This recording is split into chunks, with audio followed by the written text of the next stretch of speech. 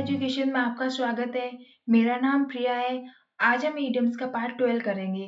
तो चलो स्टार्ट करते हैं बिना टाइम वेस्ट किए। सबसे फर्स्ट हमारा है be on the bread line. Be on the bread line का मतलब क्या होता है? वेरी पुअर, मतलब कि होता है बहुत गरीब है ना, अत्यंत गरीब है, बहुत मतलब बहुत गरीब है।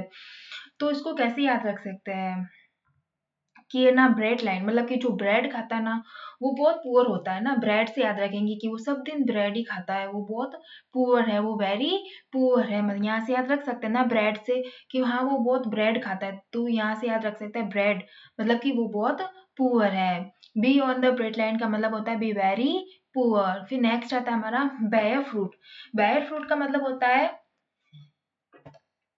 बैड फ्रूट का मतलब होता है प्रोड्यूस पॉजिटिव रिजल्ट, मतलब कि सफल होना है ना, एक सफल परिणाम निकलना, पॉजिटिव रिजल्ट निकलना है ना। तो यहाँ से मैं से याद रख सकते हैं ना फ्रूट से कि जब हम कोई ना फ्रूट का कोई पौधा लगाएंगे ना है ना, तो उसको हम पानी देंगे, उसकी है ना सुबह शाम उसकी केयर करेंगे, तभी तो वो फ्रूट हमें, फिर वो जो फ्रूट का पौधा तभी तो हमें पॉजिटिव रिजल्ट देगा ना।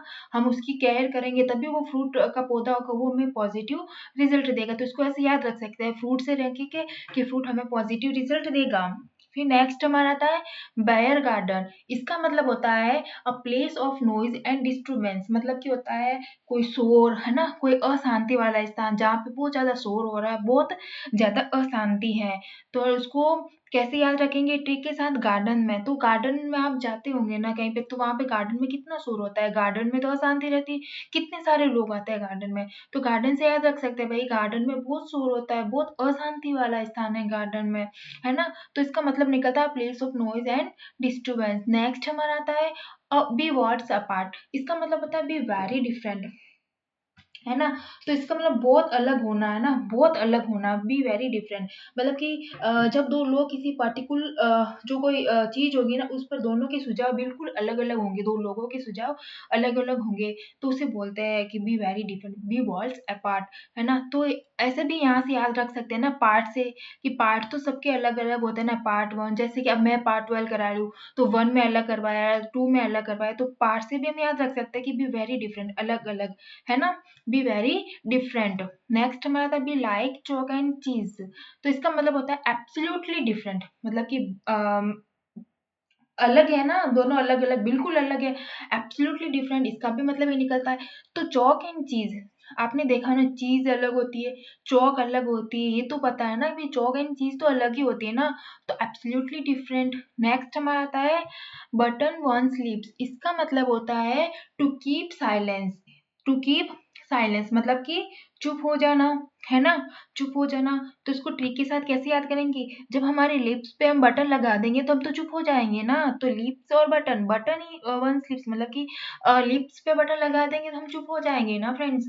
तो क्या ऐसे याद रख सकते हैं ना, button one's lips to keep silence. Next हमारा आता है bag and baggage. Bag and baggage का मतलब होता है कि विथ ऑल वंस बिलोंगिंग्स, मतलब कि पूरा सामान बोरिया बिस्तर सहित, है ना। तो आप अपने पूरे सामान के साथ जा रहे हो ना, तो इसका मतलब नहीं बैग एंड बैगेज, मतलब कि पूरा सामान लेके आप जा रहे हो, इसका मतलब ये निकलता है बोरिया बिस्तर सहित पूरा सामान, है ना।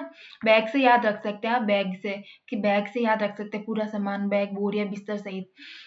Bag for buck. Bag for buck का मतलब होता है मोर वैल्यू फॉर मनी, मतलब कि उचित मूल्य, है ना, जो पैसे आपने खर्च किए उसकी कुछ वैल्यू वसूल होना, इसका मतलब निकलता जो आपने पैसे खर्च किए उसकी कुछ वैल्यू वसूल होना। तो ऐसे बोल सकते हैं कि अगर आपने कोई चीज खरीदी है ना फ्रेंड्स, कोई चीज खरीदी है और आपको वो चीज बहुत अच्छी मिली है, बहुत अच्छी मिली, तो आपके पैसे तो वसूल हो गए ना, है ना। आपको वो चीज अच्छी मिली है तो आपके पैसे वसूल हो गए।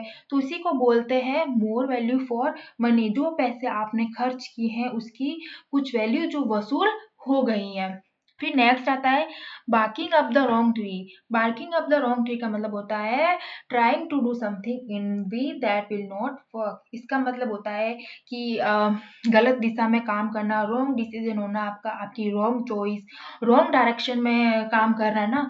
तो ऐसे याद रख सकते हैं ना कि wrong tree, wrong tree, wrong tree में हम है ना, जो गलत ट्री, रॉन्ग ट्री में हम बैठे बैठे ही गलत ही डिसीजन ले रहे थे, तो रॉन्ग ट्री से याद रख सकते हैं ना, नेगेटिव सेंस जा रहा है रॉन्ग ट्री से। तो रॉन्ग रॉन्ग ट्री पे के नीचे बैठ के हम यही सोच रहे थे, रॉन्ग चॉइस ले रहे थे, रॉन्ग डायरेक्शन में जा रहे थे, है ना। तो इस यहाँ से हम ऐसे याद रख सकते हैं रॉन्ग ट्री से कि गलत दिशा में हम काम कर रहे थे।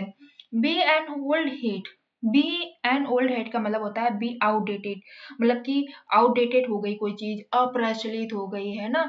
तो इसको कैसे याद रखेंगे, हेड, हेड से याद रख सकते हैं ना। हेड, हेड का मतलब टोपी, तो वो ओल्ड मीन्स पुराना। तो जब हमारी टोपी पुरानी हो गई, जब हमारी हेड पुरानी हो गई, ओल्ड हो गई, तो वो आउटडेटेड भी तो हो गई ना। हेड हमारी क्या हो गई, आउटडेटेड हो गई, ऐसे याद रख सकते हैं। फिर नेक्स्ट हमारा आता है be all one two, be all one two का मतलब होता है मेक नो डिफरेंस, मतलब कि कोई फर्क नहीं पड़ना ना। मेक नो डिफरेंस मतलब कि बी ऑल वन टू में कोई फर्क नहीं है, तो बी ऑल वन टू से याद रख सकते हैं ना, बी ऑल वन टू मतलब कि मेक नो डिफरेंस, है ना, कोई फर्क नहीं है। फिर नेक्स्ट हमारा आता है ball is in your court, ball in is in your court का मतलब होता है to be responsible for further action.